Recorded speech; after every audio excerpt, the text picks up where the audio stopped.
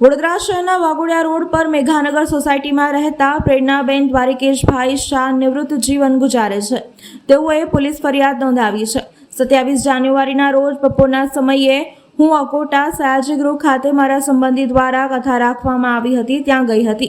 ત્યાંથી રિક્ષામાં બેસી ઘરે પરત આવવા માટે નીકળી હતી અને રાત્રિના સમયે 8:01 વાગ્યાના અરસામાં હું રિક્ષામાંથી કલાદર્શન 4 રસ્તા પાસે ઉતરીને બીજી રિક્ષાની રાહ જોઈ રહી હતી. તે સમયે અચાનક બાઇક પર 2 અજાણ્યા શખ્સો આવ્યા હતા અને બાઇકની પાછળ બેસેલા ઈસમે મારા ગળામાં પહેરેલી 45,000ની સોનાની ચેન તોડીને પરિવાર 4 રસ્તા તરફ ભાગી ગયો હતો, જેથી મેં બૂમો પાડતા આજુબાજુના લોકો ભેગા થઈ ગયા હતા.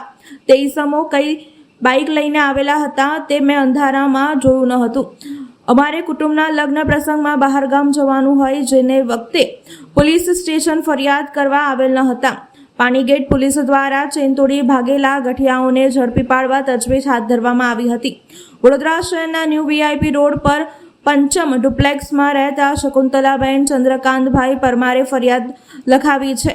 7 ફેબ્રુઆરીના રોજ હું અને મારા પડોશી ભાનુબેન ગોવર્ધનભાઈ રાઠોડ સાથે રઘુકુળ સ્કૂલ પાસે સાંજના 7:30 વાગ્યાના અરસામાં વોકિંગ માટે નીકળ્યા હતા અને સાંજના 7:45 વાગ્યાના સુમારે રઘુકુળ સ્કૂલની પાછળ જતા અમારી પાસેથી મોટરસાઇકલ પર 2 ઈસમો આવ્યા હતા અને પહેરેલી સોનાની ચેન મારા ગળામાંથી ખૂંચવીને ભાગી ગયા હતા. મેં બૂમાબૂમ કરતા આ ઈસમો બાઇક લઈને રામદેવનગર એક તરફ ભાગી ગયા હતા.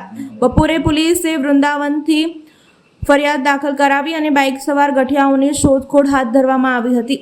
વડોદરા ક્રાઇમ બ્રાન્ચે ચેન સ્નેચિંગ કરતા આરોપી તારાસિંહ કુલ્લુસિંહ બાવરી સિકલીગર ઉંમર 23 વર્ષ રહે સાજપુરા ગામ નવીનગરી APMC માર્કેટ પાછળ વડોદરા અને દિલદારસિંહ તુફાનસિંહ બાવરી સિકલીકર ઉંમર 27 વર્ષ રહે વારસિયા વીમા દવાખાના પાસે વડોદરાની ધરપકડ કરી છે.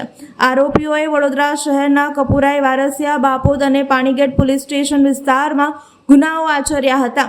છેલ્લા 2 માસમાં 7 મહિલાઓના ગળામાંથી સોનાની ચેન અને મંગળસૂત્ર તોડી જનારા આ બંને આરોપીઓને 7.27 લાખ રૂપિયાના મુદ્દામાલ સાથે ક્રાઇમ બ્રાન્ચે ઝડપી પાડ્યા હતા. પાછલા દિવસોમાં વડોદરા શહેરમાં જુદી જુદી જગ્યાએ ખાસ કરીને મહિલાઓ રાત્રિના 8, 8:30ના અરસામાં વોકિંગ માટે કે કોઈ બીજા કામ અર્થે બહાર નીકળ્યા હોય ત્યારે તેને ટાર્ગેટ બનાવીને તેના ગળામાં પહેરેલા મંગળસૂત્ર કે ચેન જૂટવી જવાના બનાવો બનેલા.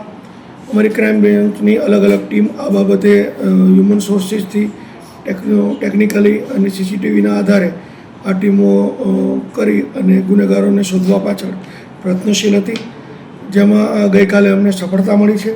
વડોદરાના જ રહેવાસી એવા એક આરોપી તારાસિંહ કલ્લુસિંહ બાવરી અને બીજા છે દિલદારસિંહ તુફાનસિંહ બાવરી, આ બંનેને અમે ઝડપી પાડ્યા છે અને તેની પાસેથી 7 ગુનાનો મુદ્દામાલ મળ્યો છે અને વડોદરા શહેરના જ 7 ચેન સ્નેચિંગના ગુના ડિટેક્ટ થાય છે.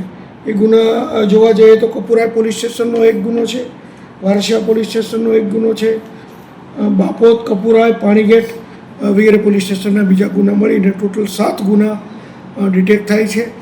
એમાં 6 ચેન અને 1 મંગળસૂત્ર તથા 1 મોટરસાઇકલ હીરોનો કબજે કરવામાં આવેલ છે. ટોટલ જોઈએ તો 7,27,000નો મુદ્દામાલ કબજે કરવામાં આવેલ છે. આ 2 આરોપીઓને પકડવામાં આવેલ છે. તેને આગળ જ્યાં તપાસ થઈ રહી છે એ પોલીસ સ્ટેશનને સોંપવામાં આવશે અને પોલીસ સ્ટેશન લેવલે આગળની વધુ તપાસ કરવામાં આવશે.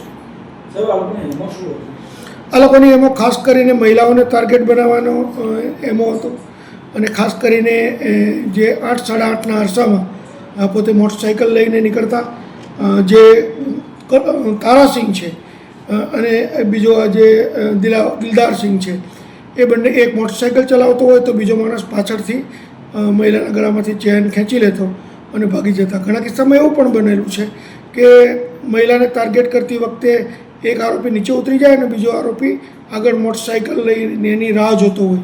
એ રીતે પણ ચેન સ્નેચિંગ કરી અને દોડીને મોટરસાઇકલ જે આગળ એનું ઊભું હોય ત્યાંથી એ રવાના થઈ જતા હતા. આ ગુનાનો મુદ્દામાલનો નિકાલ કરવા માટે એને આરોપી તરીકે સોનીઓ કોઈ ઓળખી જાય એટલા માટે તેના માતા પિતાનો પણ તેઓ ઉપયોગ કરતા હતા. આ લોકોની ક્રિમિનલ હિસ્ટ્રી પણ છે. દિલદારસિંહ વિરુદ્ધમાં અગાઉ 13 ગુના છે જે આ જ પ્રકારના છે. જેમાં ગાંધીનગર જિલ્લાના, પંચમહાલ જિલ્લાના અને વડોદરા શહેરના મકરપુરા, વારસિયા, વાડી પોલીસ સ્ટેશનમાં ગુના પણ અગાઉ દાખલ થયેલા છે. જ્યારે આ તારાસિંહ છે એ ગયા વર્ષે કાકણપુર પંચમહાલમાં જે મોટી 14 લાખની ઘરફોડ થયેલી એમાં પણ એ ઇન્વોલ્વ હતો અને તેમાં તેને પકડવામાં આવેલો અને જે તે વખતે તેને પાસા પણ થયેલી હતી. બિલકુલ, અમે જે આરોપીઓ છે એની પાસેથી અત્યારે તો રિસીવર પાસેથી મુદ્દામાલ કબજે કર્યો છે. આગળ એમની પૂછપરછ દરમિયાન જો એનો ગુનાહિત રોલ હશે અને એને ખબર હોવા છતાં કે આ ચોરીનો માલ છે તેમ છતાં તેણે લીધો હશે તો એનું ગુનાના કામે એની પણ ધોરણસરની કાર્યવાહી કરવામાં આવશે. 2 આરોપી અત્યારે છે. તપાસ દરમિયાન કદાચ કોઈ બીજા પણ નીકળી